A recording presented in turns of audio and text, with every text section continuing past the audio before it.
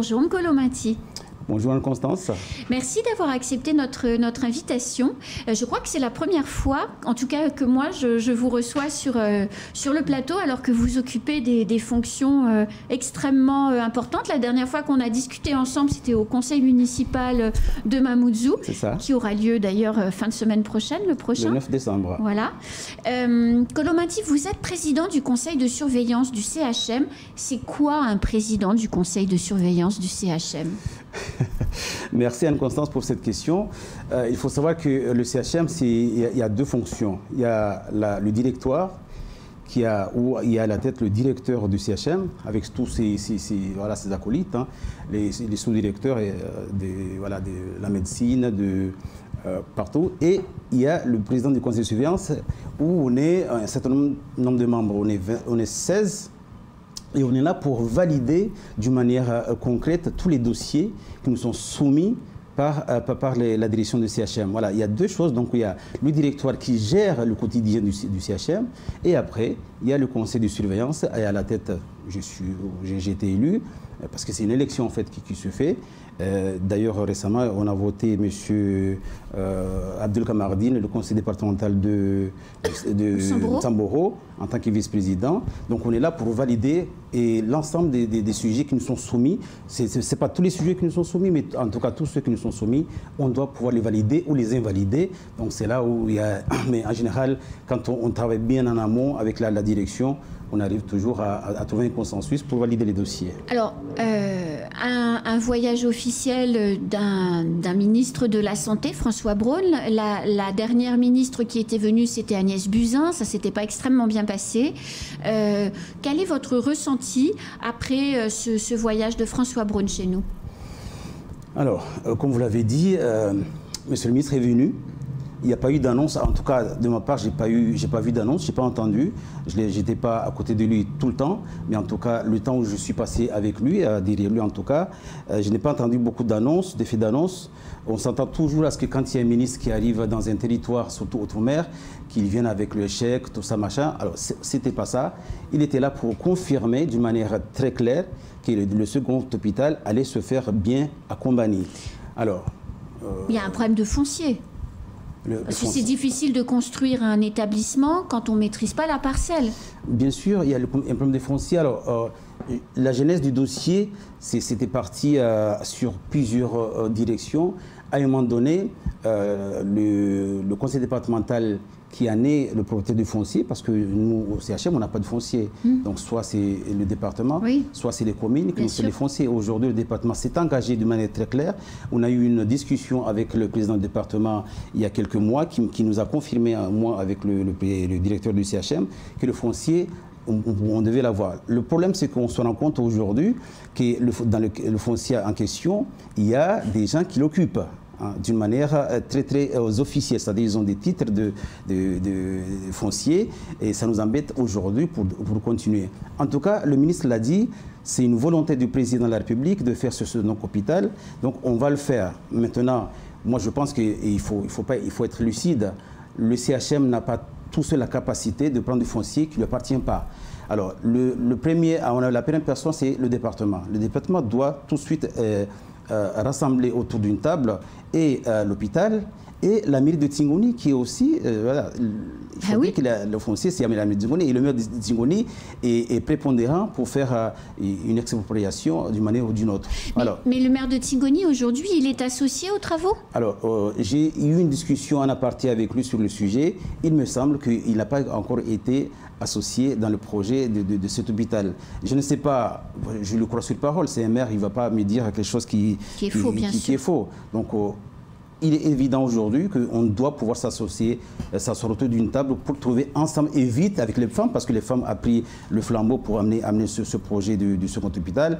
Je vous dis que le temps est compté, parce que 2025, c'est demain, et que si, non seulement au niveau foncier, on n'a pas trouvé un consensus, on risque d'avoir un décalage énorme par rapport à cet hôpital qui était tant attendu par la population. Alors, N'Golo Mati, au-delà du second site de l'hôpital à Combagny, il y a tout un développement d'activité économique sur Combagny qui va devenir un second pôle d'activité ou un troisième si on compte Longoni. Enfin, en tout cas, une zone de vie très importante. On compte aménager la route qui va de Passaminti jusque Combagny parce que non seulement il y a Vaïbé où on se fait agresser, il y a les lacets qui sont extrêmement dangereux avec quelquefois la route qui longe la falaise et puis il y a aussi les habitants de Passaminti qui n'ont peut-être pas envie d'avoir des centaines de voitures qui traversent leur village. Alors, je ne vais pas me substituer au président du département de Mayotte pour répondre à cette question. Parce que c'est une route départementale. Exactement, c'est une route départementale. Il faut juste savoir que nous, actuellement, on est sur des travaux sur cette route-là. En tout cas, les portions qui nous concernent, nous, la ville de Mamoudzou. Après, vous le dites si bien, on ne peut pas engager des travaux d'un second hôpital où ça va générer énormément de circulation, alors qu'aujourd'hui déjà, on a du mal à circuler sur Mamoudzou, entre Vaïbé et Mamoudzou, on a du mal à circuler. Effectivement, si on ne fait pas les travaux nécessaires, si on prévoit pas les choses, si on n'anticipe pas, à mon avis, on va à la catastrophe, effectivement. Non seulement le matin, on avait des embouteillages sur le parcours Vaïbé et on va dire Sarhanou Mamoudzou, maintenant on l'aura aussi à l'aller, c'est-à-dire dans le sens contraire. Et c'est ça ce qu'il va falloir faire. Effectivement, vous avez parlé des activités autour, bien sûr. On ne va pas construire un tel centre hospitalier sans pouvoir faire les aménagements nécessaires, puisque vous savez qu'il y a un grand centre commercial qui va aussi ouvrir là. Là, en début d'année prochaine. Exactement. Donc, tout ça, ça doit être réfléchi. Des fois, on a l'impression que les projets, quand ils sont au niveau d'envergure territoriale, on a l'impression que tout le monde ne travaille pas au diapason. Il faudrait qu'à un moment donné, quand il y a un projet amené par... Aujourd'hui, on amène l'hôpital, le CHM. Il faudrait que le département et la ville en question, Singoni par exemple, pour parler, parce que c'est le cas aujourd'hui, on doit pouvoir travailler de concert. Alors, le maire l'a annoncé hier, le maire de Singoni l'a annoncé hier, qu'il va avoir un centre de soins qui va être... Une maison pluridisciplinaire de santé. Où on va avoir plusieurs praticiens qui vont... Ça, c'est une bonne chose, ça, c'est une belle annonce. Bien sûr. C'est un projet parce que ça coûte à peu près 250 000 €. C'est ce qu'il a annoncé en tout cas. Donc ça, c'est des choses qu'il va falloir mettre concrètement en place afin qu'on puisse avancer sur des projets d'envergure territoriale. Alors vous l'avez entendu juste avant, dans le premier temps de parole, on était ensemble, on l'a écouté. Le ministre de la Santé a expliqué qu'il ne voulait pas construire une offre de soins, une offre de santé comme on l'a fait en métropole, mais construire une offre qui répond aux besoins. On sait que la pression aujourd'hui sur l'hôpital, elle repose essentiellement sur la maternité et aussi sur la médecine humanitaire. Comment on fait pour que tous les moyens ne soient pas mobilisés sur l'immigration et comment on fait pour que les assurés sociaux puissent avoir accès à des soins? Vous savez, quand j'ai été élu à la tête du conseil de surveillance du CHM, dans mon discours d'investiture, je disais cela. Je suis là pour que les Mahorais, c'est-à-dire les assurés sociaux, parce que quand on parle de Mahorais, des fois il y a confusion. Vous dites bien les assurés sociaux de Mayotte, en tout cas, oui, bien sûr, puissent avoir pleinement les moyens de se faire soigner localement. Je le dis toujours, quand on demande, une famille de Mayotte demande à ce qu'il soit évassané à La Réunion ou à Métropole, ce n'est pas de bon cœur, Anne-Constance. Ce n'est pas de bon cœur. Bien sûr. C'est parce qu'on n'a pas les moyens nécessaires ici aujourd'hui pour soigner tout le monde. C'est ça la question aujourd'hui. Alors le ministre, je ne sais pas, je ne connais pas le fond de sa pensée. Il le dit comme ça, mais je ne sais pas si c'est exactement ce qu'il veut dire par là. Moi, en tout cas, je pense que les Mahorais aujourd'hui ont le droit de se faire soigner d'une manière convenable à peu près. Je ne dis pas qu'on aura toutes les spécialités à Mayotte, non. Parce que je vous disais tout à l'heure, peut-être à Bordeaux, il n'y a pas peut-être les spécialités. Donc les gens sont obligés d'aller à Paris, à l'hôpital Cochin, à Necker, tout ça pour se faire soigner. Ou à Lyon. Ou à Lyon, bien sûr. Bien sûr. Et aujourd'hui, on se rend compte que le basique n'est pas sur Mayotte. C'est ça la question aujourd'hui. Ce n'est pas le fait de se faire évassaner. Bien sûr, on doit se faire évassaner si on n'a pas les moyens. Mais encore faut-il qu'on nous donne les moyens nécessaires aujourd'hui dans l'hôpital de Mayotte afin qu'on puisse soigner les patients ici à Mayotte. Voilà, vous savez quand on va à La Réunion, ça coûte très cher. Bien sûr. Et vous savez, avec la problématique qui concerne les Mahorais et les Réunionnais, moi j'ai entendu voilà, des gens, des témoignages véridiques sur des gens qui sont évacués à la Réunion et qui ne sont pas très bien accueillis là-bas. Et ça, c'est un vrai problème aujourd'hui. C'est pour cela qu'on doit faire en sorte que chez nous ici, on ait aussi les moyens de se faire soigner. Voilà, comme à la Réunion. Alors, dernière question sur le VO avant qu'on passe sur Caribus, parce que c'est une problématique de société. 11 000 naissances à peu près en 2022. À la fin de l'année, on sera à peu près autour de ça, ce qui est un record absolu. Comment on fait pour réguler les naissances et réduire cette pression migratoire que le département n'a pas les moyens d'assumer? En Constance, première chose, stopper au mieux qu'on peut l'immigration clandestine. Vous avez ouvert une vanne en bas, vous ouvrez en haut, c'est normal. Vous fermez un petit peu en bas, vous ouvrez en haut, la bouteille commence à se remplir. Aujourd'hui, on n'en peut plus. Mayotte ne peut pas accueillir toute la misère du monde. Ce n'est pas moi qui dis cette phrase, mais je paraphrase un petit peu un certain ministre qui l'aurait dit. D'accord? Donc à partir de là, si on ne fait pas en sorte que l'immigration soit d'une manière ou d'une autre ralentie fortement, on nous parle souvent de... On détecte 80% des Kwassa qui rentrent. Donc du coup, il y en a 20 qui rentrent, qui touchent terre déjà. D'accord? Oui. Alors, sur les 80% qu'on comprend, donc il y en a d'autres qui rentrent quand même parce qu'on n'en prend que 80. C'est-à-dire qu'on en détecte certains et certains ne les détectent pas. Donc, tout ce qu'on ne détecte pas, on ne peut pas les comptabiliser. C'est ça aussi la question de l'immigration et des chiffres de quoi ça qu'on comprend aujourd'hui. Donc, moi, je pense qu'il faut déjà... L'État fait des choses. Je ne dis pas que l'État ne fait pas des choses. Il y a eu, moi je suis au ministère de l'Intérieur, je vois ce qui se passe, je connais les chiffres. L'État fait des choses, mais aujourd'hui, ce n'est pas assez. Donc, quand tu parles avec des policiers, on entend ce qu'ils disent. Je veux dire, les moyens, on ne met pas assez de moyens suffisants pour essayer d'éradiquer ça. J'avais proposé à l'époque, il y a 2 ans, de faire une sorte de base navale à Lomsamboro. Ça m'a été soufflé par un certain policier qui connaît très bien cette affaire-là. Aujourd'hui, on est encore tâtonné, on ne sait pas qu'est-ce qu'on va faire. On a enlevé les gens qui étaient à Lomsamboro. Pour faire quoi? Je ne sais pas. Il faudrait que l'État soit très clair sur ce positionnement et nous dire voilà ce qu'il faut. Il y en a qui ont parlé d'un bâtiment militaire éventuellement au large de Msambo. Pourquoi pas? Mais en tout cas, si on ne met pas la volonté nécessaire aujourd'hui, si l'État, parce que ce n'est pas une question de la mairie de Mamoudzou, du département, c'est-à-dire l'entrée et sortie des étrangers en situation régulière, même en situation régulière, ça dépend de l'État. Donc l'État doit pouvoir nous expliquer d'une manière très claire la politique qu'elle voudrait mettre dans ça. Après, deuxième chose, vous savez que dans les années 80, on nous a éduqués sexuellement. J'ai entendu ce matin, vous parlez de la sexualité. Oui, c'est le 1er décembre avec le sida. Oui. Avec le sida. D'ailleurs, en passant, je salue le formidable travail qui est fait Monsef avec son association. Malheureusement, il n'y a que lui. Oui. Et on a l'impression, d'ailleurs, qu'on n'en parle plus jamais. Ça fait longtemps que je n'ai pas entendu un spot machin pour parler du sida. Donc ça, c'est des choses très concrètes qu'on doit faire aujourd'hui. Et bien sûr, à la fin, rendre le préservatif quasiment obligatoire, c'est-à-dire faire en sorte que tous les préservatifs soient accessibles à tous et surtout faire une sorte de planning familial. Mais non, on n'en fait plus, je ne sais pas, mais on n'entend plus les spots, tout ça pour dire aux parents de ne pas faire autant d'enfants. Et on sait qu'aujourd'hui, il y a une frange de la population qui n'entend pas ça parce que faire des enfants, c'est aussi devenir français. Alors qu'un enfant peut te donner un papier puisqu'on n'a pas besoin d'en faire 10 pour avoir des papiers. On est d'accord. Ça, c'est clair. Alors, vous habitez Passaminti, vous êtes conseiller communautaire. Ce matin, vous m'avez écrit très tôt, vers 5h30 à peu près, pour me dire que vous vous mettiez en chemin pour être... J'avais peur d'arriver en retard à cause de ce qui se passe aujourd'hui. Oui. Et donc justement, comment... déjà la route en général, c'est l'enfer. Là, depuis le début de la semaine, c'est le chaos. Des heures de bouchon, vous disiez 3 heures pour faire Passaminti-Mamoudzou. Vous êtes élu de la Cadema. Vous êtes en même temps le premier adjoint de Mamoudzou. Comment on fait pour faire plier les bureaux d'études là, pour qu'ils nous rendent des conditions de vie décentes? Parce que hier soir, tout le centre-ville de Mamoudzou était bloqué, tout. Tout à fait. Alors, moi, dès que j'ai vu l'affaire, je savais qu'on allait faire des déviations, on a fait tout ça, parce qu'on en a parlé au conseil communautaire, bien sûr. Mais on ne savait pas le résultat que ça allait engendrer.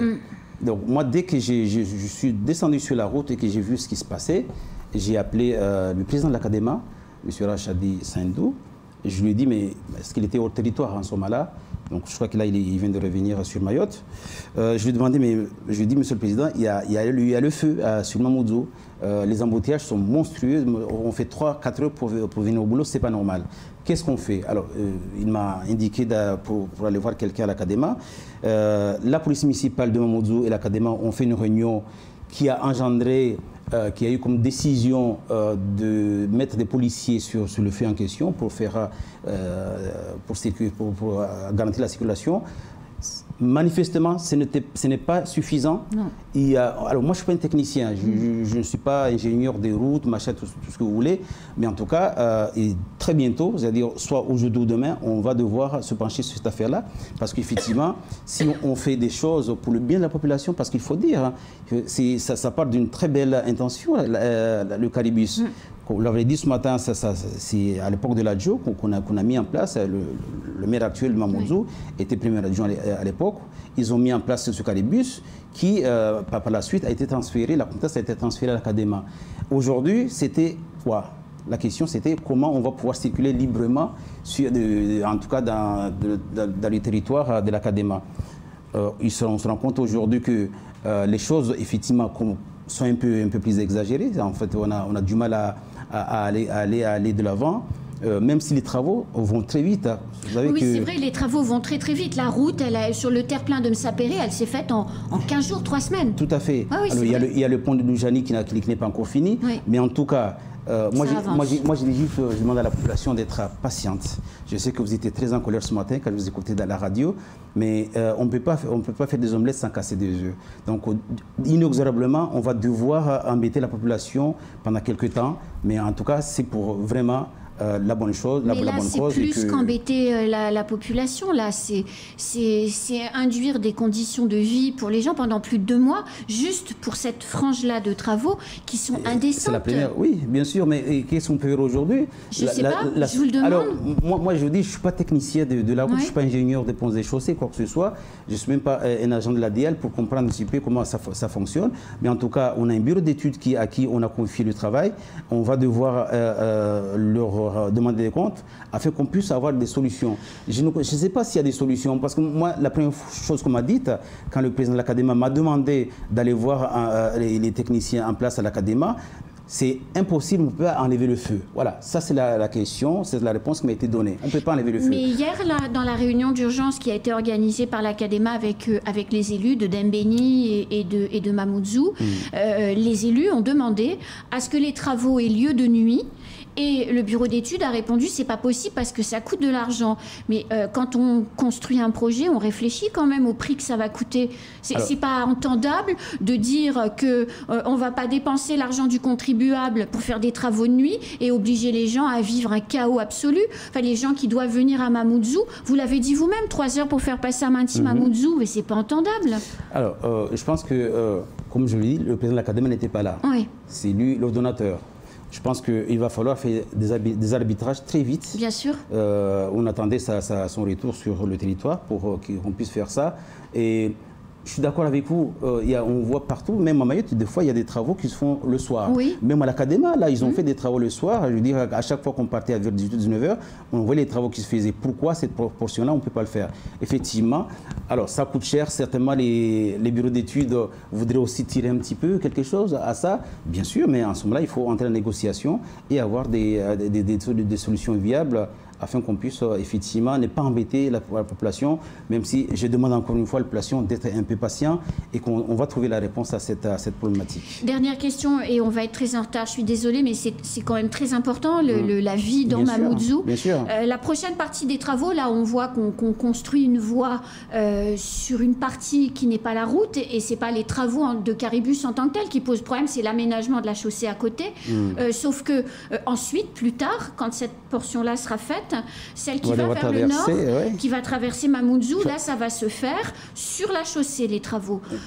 Comment, en tant que premier adjoint de Mamoudzou, vous allez faire en sorte qu'on ne revive pas le cauchemar actuel de Passaminti? Alors, c'est tout le travail du bureau d'études, effectivement. Et je peux vous assurer que maintenant, on ne va pas laisser, on va dire, nous amener des choses déjà pré-cuites, machin. Non, non. On va devoir s'asseoir autour d'une table, et l'Académa et la mairie de Mamoudzou. Quand je dis l'Académa, c'est oui, c'est l'ordonnateur, bien sûr. Mais Mamoudzou, parce que là, on est dans le territoire de Mamoudzou, afin qu'on puisse trouver les solutions, effectivement, parce qu'on ne peut pas. Vous vous rendez compte, quand on arrivera au niveau de Maizio jusqu'au rond-point de Baobab, là, ça sera l'enfer, effectivement. Ouais. Alors, je ne sais pas si la solution, ce sera de contourner les gens par le haut pour venir jusqu'à Cavani. Je ne sais pas pour l'instant, ce n'est pas encore prévu, mais en tout cas, les réunions de chantier seront nécessaires afin de trouver une solution adéquate. Merci beaucoup. Alors, Monsieur le Président et Monsieur le Maire, vous avez eu les deux casquettes ce matin. Exactement. À très bientôt. Merci Anne-Constance, à très bientôt. C'est la fin de ce temps de parole, tout de suite la suite de nos programmes.